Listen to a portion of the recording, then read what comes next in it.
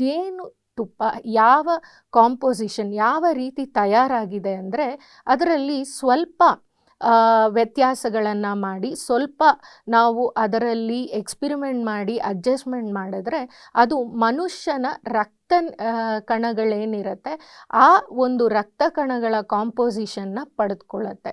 So ನಮ್ಮ ದೇಹದಲ್ಲಿ ಹರಿಯುವ ರಕ್ತ ಕಣಗಳಿಗೆ ತುಂಬ ಹತ್ತಿರವಾದ ಅಂಶ ಅಂತಂದರೆ ಅದು ಜೇನುತುಪ್ಪ ಆಗಿದೆ. ಹಾಗಾಗಿ ಈ ಜೇನನ್ನು ನಾವು ಹಾಗೆ ಸೇವಿಸೋದ್ರಿಂದ ಕೂಡ ಅದು ನಮ್ಮ ದೇಹದ ರಕ್ತ ಕಣಗಳಲ್ಲಿ ಇರುವ ಕಬ್ಬಿಣದ ಅಂಶವನ್ನು ಜಾಸ್ತಿ ಮಾಡೋದರ ಜೊತೆಗೆ ಆಕ್ಸಿಜನ್ ಲೆವೆಲ್ ಅಂದರೆ ಆಮ್ಲಜನಕವನ್ನು ವೃದ್ಧಿಸುತ್ತೆ.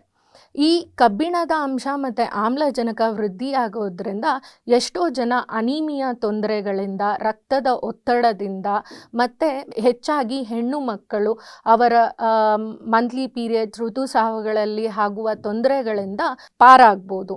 ತೊಂದರೆಗಳಿಂದ ಈ ಒಂದು ಜೇನುತುಪ್ಪವನ್ನು ಸೇವಿಸೋದ್ರಿಂದ ಅದರಿಂದ ಮುಕ್ತರಾಗ್ಬೋದು.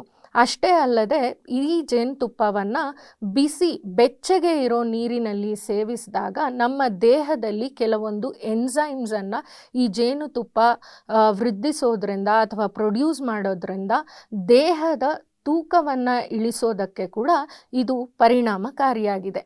ಅಷ್ಟೇ ಅಲ್ಲದೆ ಕೆಲವರಿಗೆ ದೇಹದ ತೂಕವನ್ನು ಹೆಚ್ಚಿಸ್ಕೊಳ್ಬೇಕು ಅನ್ನೋದಾಯಿತು ಅಂತ ಅಂದರೆ ಜೇನುತುಪ್ಪವನ್ನು ತಣ್ಣೀರಿನಲ್ಲಿ ಖಾಲಿ ಹೊಟ್ಟೆಯಲ್ಲಿ ಸೇವಿಸೋದ್ರಿಂದ ಅದು ಕೂಡ ನಾವು ತಿನ್ನುವ ಆಹಾರವನ್ನು ಹೆಚ್ಚಾಗಿ ಅಬ್ಸರ್ವ್ ಮಾಡ್ಕೊಳ್ಳೋ ಅಂತಹ ಎನ್ಸೈಮ್ಸ್ಗಳನ್ನು ನಮ್ಮ ದೇಹದಲ್ಲಿ ಪ್ರೊಡ್ಯೂಸ್ ಮಾಡುತ್ತೆ.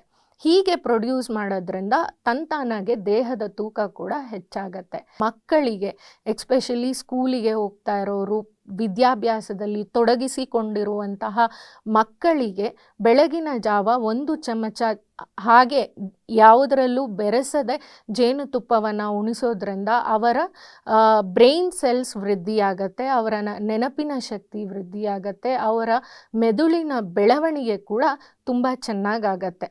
ನಾನು ಹೇಳ್ತಿದ್ದೀನಿ ಅಂತ ಇದನ್ನು ನಂಬೇಡಿ. ನೀವು ನಿಮ್ಮ ಮನೆಯಲ್ಲಿ 1 ವಾರ 15 ದಿವಸ ಇದನ್ನು ಟ್ರೈ ಮಾಡಿ ನೋಡಿ. ನಿಮಗೆ ಸಿಗುವ ಬದಲಾವಣೆಗಳನ್ನು ನನಗೆ ಖಂಡಿತವಾಗ್ಲೂ ತಿಳಿಸಿ.